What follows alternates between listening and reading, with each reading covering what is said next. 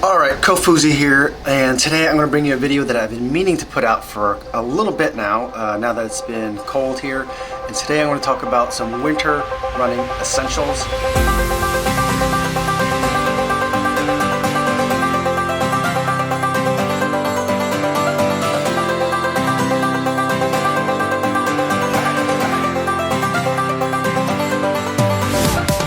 Quick programming note, for the most part, I'm not going to have a lot of props today.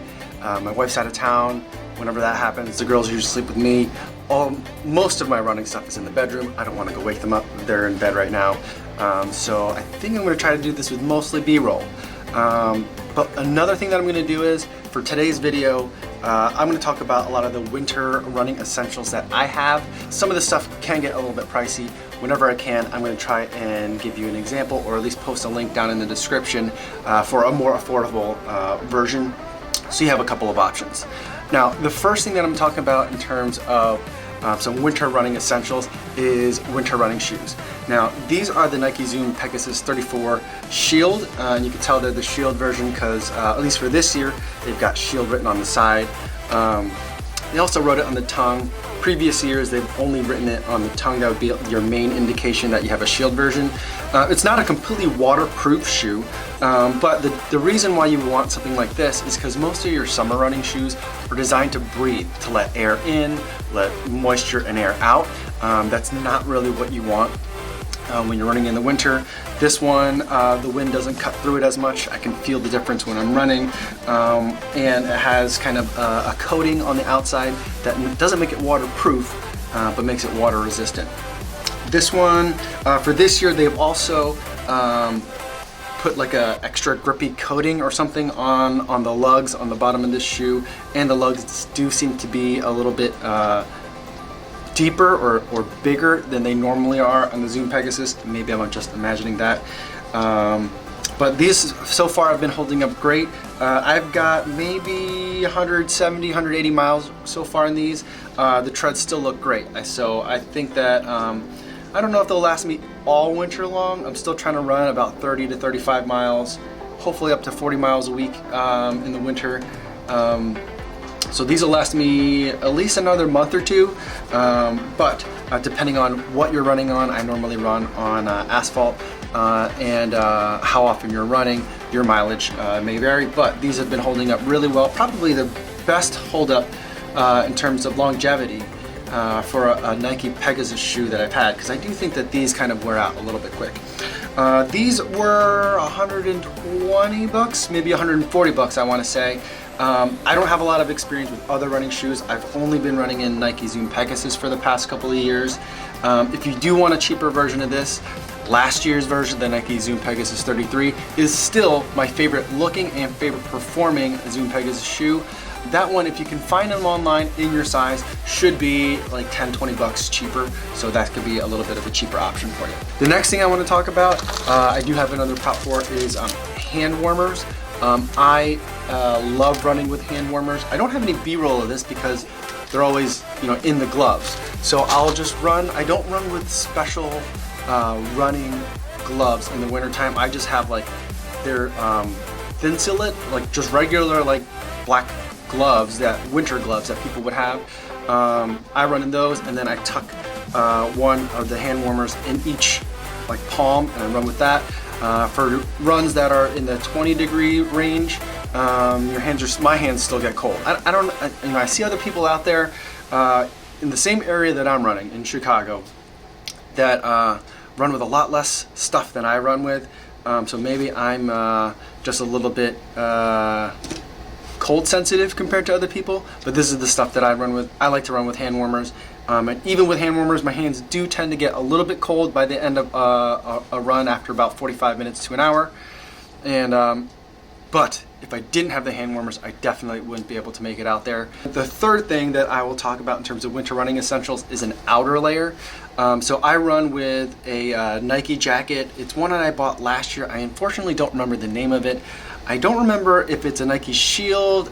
I don't think it's Nike Therma. Therma is like their super weatherized line.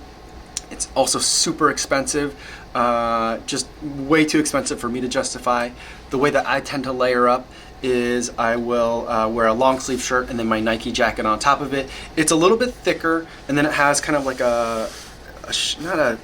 like a water resistant layer on top to keep like snow and rain off, and it keeps the wind out. That one, I want to say I paid anywhere, it was either 80 or 120 bucks for that one. But that one, I run with that almost every run. In the winter, it gets a little bit damp by the time I'm done with the run. I just hang it up inside out, and by the next morning, it's fine. It usually doesn't smell. And I give it a wash maybe once every week or once every like half week, depending on how often we're doing laundry. For a cheaper option, I really like this hoodie from Uniqlo. I think this was like 20 bucks, 30 bucks. I like it because it has a nice big neck area that I can duck into, and it doesn't have neck straps. I don't think it does. And so I like that it doesn't have neck straps. It's fewer things to like kind of dangle in my face. But this one also works out well. It doesn't kind of like breathe as well as the Nike stuff. It's not running specific, but it's winter time. I'm not usually running in the winter for time or doing like tempo workouts. I'm just trying to get some miles in and avoid the treadmill. The fourth thing that I'll talk about in terms of my winter running essentials is my pants. So if it's like 50s or 40s, I'll usually just run in like leggings and a pair of shorts on top of that. Once we hit to like the 30s and 20s, then I'll run with like longer pants. The ones that I like are a pair from Under Armour when the temperature is in the 30s or even below freezing. If it gets below that, like into the 20s, then I will run with leggings and my track pants on top of that. Under Armour, I think, is the best brand for compression gear. I mean, that's kind of like their heritage, that's their forte. I think they do the best with it.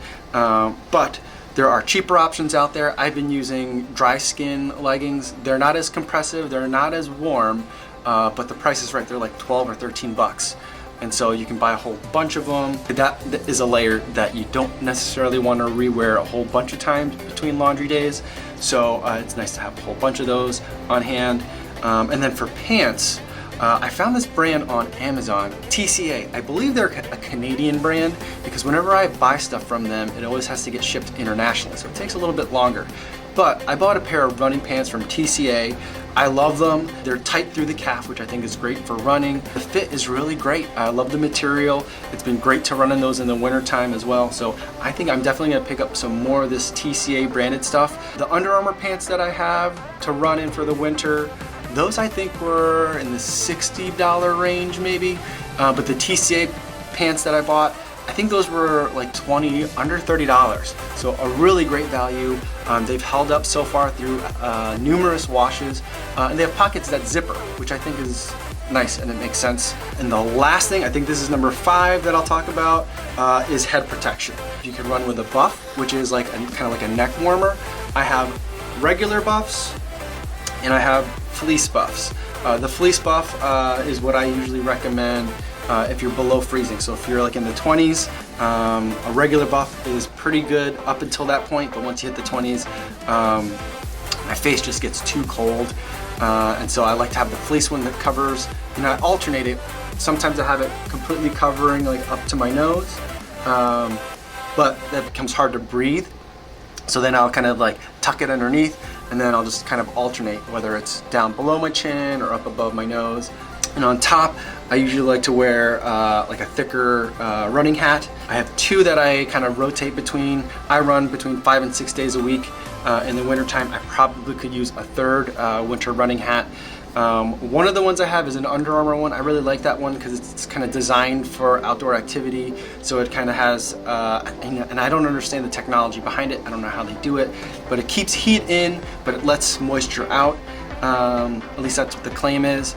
For me, that hat still gets wet and freezes on the top. It froze on my run yesterday. My right ear definitely was wet, a little bit from sweat from my hair, and then it had frozen because it was like 20 degrees and super windy out. The other running hat that I have is one that is just a fleece hat. It's intended for running, but it doesn't bill itself as having like special like moisture wicking material in it.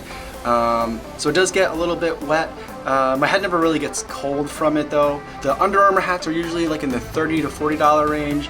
The fleece ones, like if you get like a no-name brand, those you can usually pick up for like $10 to $15. So I think that's kind of the basics for what I consider the stuff that you'll need to be able to run all year long. I particularly dislike running on a treadmill, so I try to avoid it as much as possible. I'll even run outside year-round as the temperatures drop below freezing, the 20s, into the teens. That's the stuff that I use to keep me, I won't say warm, but to at least make the runs manageable all winter long. If I've missed something, that's something that you absolutely have to run with when you run out in the winter, let me know in the comments. I'd love to hear what you guys are running with and how you guys are staying out of the gym, off the treadmill, and out there running all winter long. Yo, what's going on?